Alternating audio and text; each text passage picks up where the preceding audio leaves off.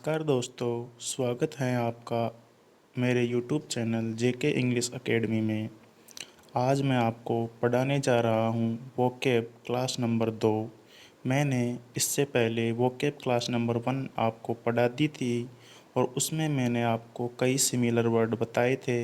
मैं आशा करता हूँ कि आपके समझ में आए होंगे और आपके वो समझ में आए होंगे और आप उनको भली भांति यूज कर रहे होंगे। दोस्तों, इसी तरीके से आज मैं वोकैब क्लास नंबर 2 लेके आया हूँ और मैं आशा करता हूँ आपका प्यार इसी तरह बना रहे और मैं इससे भी अच्छी अच्छी क्लास लेकर आऊँ। तो दोस्तों, देखते हैं आज की क्लास के बारे में। दोस्तों, मैं सबसे पहले बात करता हूँ, एक शब्द है हाफ।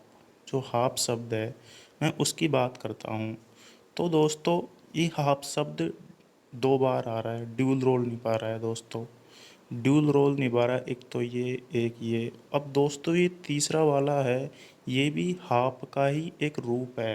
अगर हम इसको माने तो ये भी हाफ का ही एक रूप है दोस्तों। तो जो पहला हाफ है दोस्तों, इसका जो अर्थ होता है वो होता है आधा, क्योंकि इसको हम डिटरमिनर मानते हैं। दोस्तों, जो दूसरा हाफ है वो एक नाउन है। तुम्हारा वाट, तो इसका वाट का अगर जवाब मिल रहा है, मतलब तुम्हारा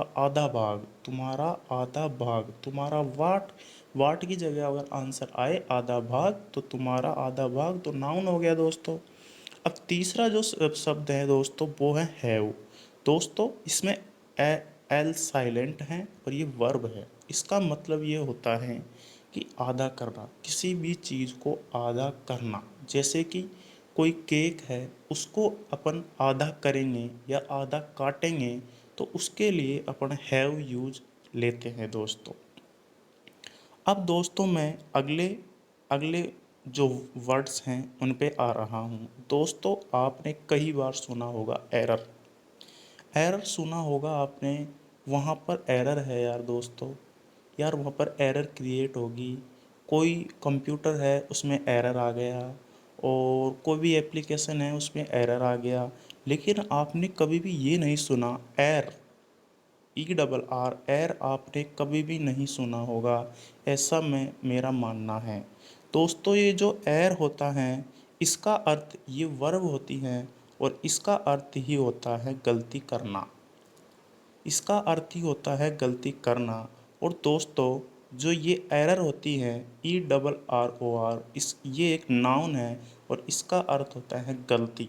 तुम्हारी वाट, वाट की जगह अगर मैं रखूँ गलती, तुम्हारी गलती, तो दोस्तों ये एरर है, ये एक नाउन है और इसका अर्थ गलती होता है। और जो ERR है, ये वर्ब है, इसका इसका अर्थ होता है गलती करना। दोस्तों, आपको मैं पिछले वीडियो में अच्छी तरह से, और जो टेंस के वीडियो है उनमें अच्छी तरह से बता चुका हूँ कि जो वर्ब होती है उसमें हमेशा करना का सेंस लगता है दोस्तों। तो आप करना का सेंस लगाइए, तब जाके आपसे आपका जो सेंटेंस जो होगा वो अच्छे से बैठ पाएगा और आप उसका अर्थ निकाल पाओगे।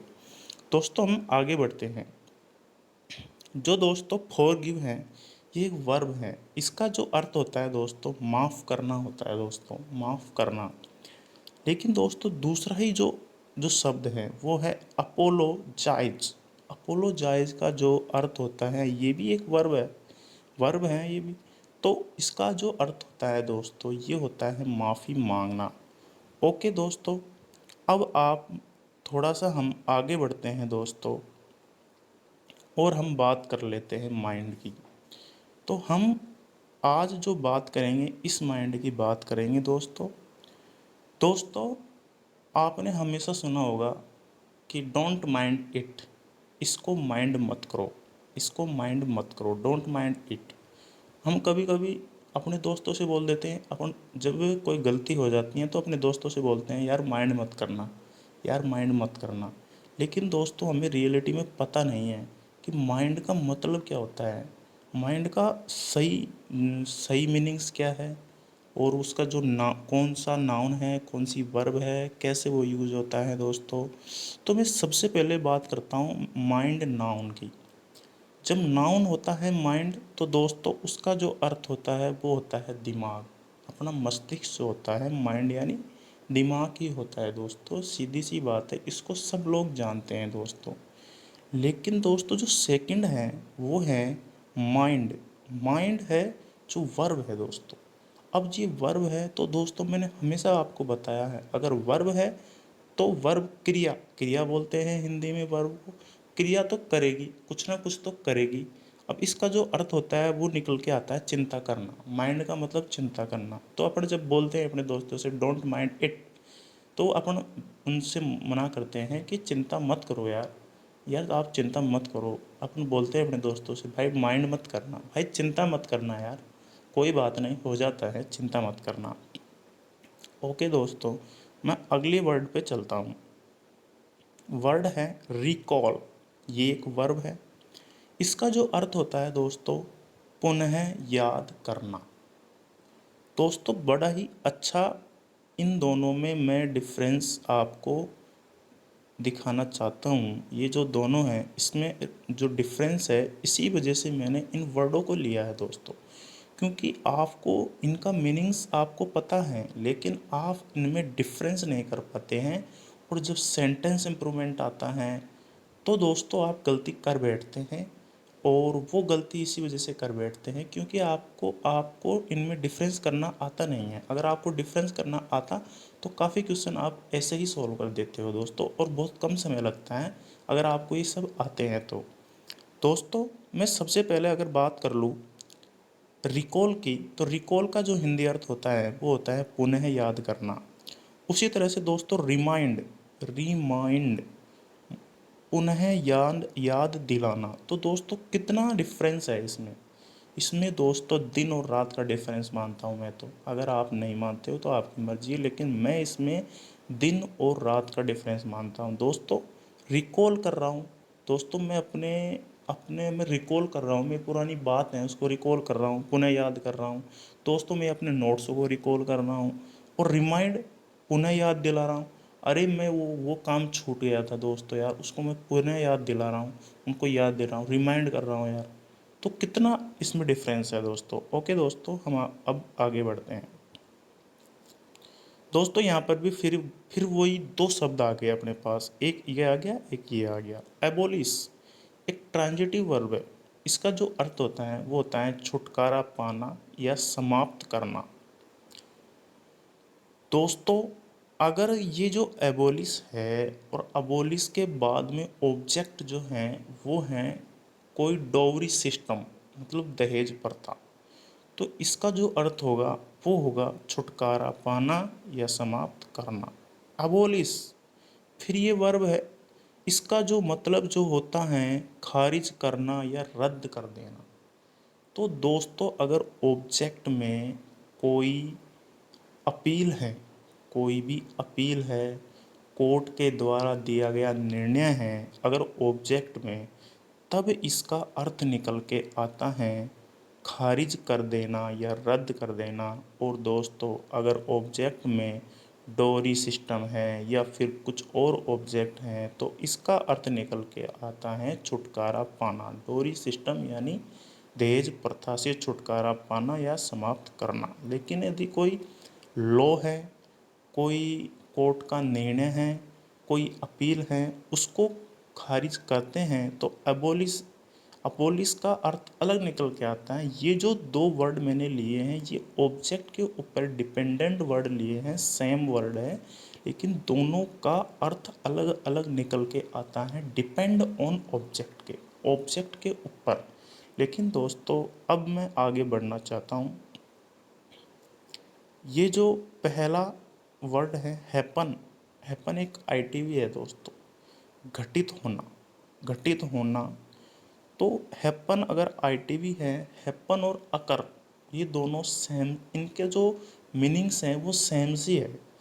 हैपन जो होता है वो हम शॉकिंग थिंग्स के लिए यूज में लेते हैं, इसका अर्थ तो घटित ही होना होता है। लेकिन अगर कोई शॉकिंग न्यूज़ होती है, कुछ शौक होता है, उसमें कुछ शॉकिंग न्यूज़ होती हैं तो हम हैपन को यूज लेते हैं। और दोस्तों यदि हम कोई नेचुरल प्रोसेस होता है, नेचुरल प्रोसेस का घटित होना, जैसे कि दोस्तों साइक्लोन, चक्रवात, तूफान, मूसलाधार बारिश, ओले गिरना, ये सब क्या है? ये नेचर मतलब प्रकृति के का प्रकोप है, ये प्रकृति के बनाए गए सिस्टम है दोस्तों ये। तो दोस्तों हम फिर आगे बढ़ जाते हैं दोस्तों। इसमें दोस्तों दो वर्ड आ रहे हैं, ये हैं, एक है ले, एल ए, अब एल ए वाई, एक है एल आई ई। तो दोस्तों ये जो एल ए वाई हैं ये ट्रांजिटिव वर्ब है और इसका अर्थ होता है लेटाना। ट्रांजिटिव वर्ब जो है ऑब्जेक्टिव पर डिपेंड करती है, लेटाना किसी को लेटाना, लेटाना। और एल आई ई का मतलब है लेटना, और इसका जो अन्य अर्थ है तो वो है पड़े रहना दोस्तों। ये भी जो है अच्छे वर्ड है दोस्तों, इनको आपको याद रखना चाहिए। ये भी कई बार हमें क्वेश्चन को सही करने में मदद कर देते हैं दोस्तों। इसी तरीके से अब मैं अगला वर्ड लेके आ रहा हूँ, सिंक। सिंक दोस्तों एक ऐसा वर्ड है जो ट्रांजिटिव वर्ब भी है और इंट्रांजिटिव वर्ब भी है दोस्तों। अगर ये ट्रांजिटिव वर्ब है तो इसका अर्थ होना चाहिए डुबो देना। किसको? नॉन लिविंग थिंग्स को, जैसे कि जहाज को डुबो देना, नाव को डुबो देना, कुछ और भी वस्तु है उसको डुबो देना। अगर दोस्तों ये है आईटीवी तो इसका मतलब है डूब जाना। अगर खुद जहाज डूब गया, खुद पनडुब्बी डूब गई, कुछ भी डूब गया, जैसे नॉन लिविंग होना चाहिए। लिविंग जिसके अंदर जान हो वो नहीं होना चाहिए, ओनली नॉन लिविंग थिंग्स होनी चाहिए। उसका अर्थ होता है डूब जाना दोस्तों। टीवी और आईटीवी दोनों का अलग अलग अर्थ निकल रहा है दोस्तों। अब दोस्तों मैं बात कर रहा हूँ इस वाले सेंटेंस की। इसमें जो है ड्रोवन, वही ड्रोवन भी ड्यूल रोल प्ले कर रहा है, ट्रांजिटिव वर्ब का भी कर रहा है और इंट्रांजिटिव वर्ब का भी कर रहा है दोस्तों। इसमें भी वही है, डूबना, डुबाना, डूबना या डुबाना। अगर ट्रांजिटिव वर्ब है तो डुबाना और इंट्रांजिटिव वर्ब है तो डूबना। लेकिन दोस्तों इसमें एक जो चीज़ निकल के आई है वो है लिविंग थिंग्स और पर्सन। यदि कोई व्यक्ति, कोई लिविंग थिंग्स, कोई जानवर और कोई अन्य लिविंग थिंग्स अगर उसको अपन डुबोते हैं तो वो टीवी है ड्रावन, और वो खुद डूबता है तो वो आईटीवी है दोस्तों। तो इसी तरह से दोस्तों मेरा जो वोकैब नंबर 2 का जो लेक्चर है वो ख़त्म होता है। और दोस्तों आप इन वर्डों को एक बार ज़रूर देखें और रिमाइंड करें, रिकॉल करें, ताकि आपको ये काफ़ी हेल्प करेंगे। क्योंकि दोस्तों ऐसे वर्ड हमें जब हम किसी एग्ज़ाम देने जाते हैं तो इन वर्डों की वजह से हमें हमारा क्वेश्चन गलत हो जाता है, क्योंकि हमें इनका डिफरेंस पता नहीं होता है। तो दोस्तों सबसे सबसे पहली बात है हमें इनका डिफरेंस पता होना चाहिए दोस्तों। वैसे में दोस्तों ये जो वर्ड हैं ये इतने टफ वर्ड हैं नहीं है, ये वो सिंपल वर्ड है। लेकिन दोस्तों मैंने देखा है अक्सर इनका अर्थ हमें मालूम नहीं होता है। कई दोस्तों को हो सकता है इनका अर्थ मालूम हो, लेकिन कई दोस्त ऐसे हैं जिनकी इंग्लिश अच्छी नहीं है, उनको इनका अर्थ मालूम नहीं है दोस्तों। तो प्लीज़ आप इन्हें याद करें और याद करके आप अच्छे से इनको रिवाइज़ करें दोस्तों। इसी के साथ में अगर आपको मेरे द्वारा पढ़ाया गया ये वीडियो अच्छा लगा हो तो इसको लाइक ज़रूर करना दोस्तों। और जो दोस्त पहली बार देख रहे हैं वो सब्सक्राइब करना। और दोस्तों अगर आपको मेरे द्वारा पढ़ाए गए में कुछ परेशानी है, कुछ अगर दिक्कत है, और या फिर आपको कुछ अच्छा लगा है तो कमेंट करके ज़रूर बताना दोस्तों। इसी के साथ दोस्तों मैं अपना लेक्चर ख़त्म करता हूँ। Okay, thank you, bye bye.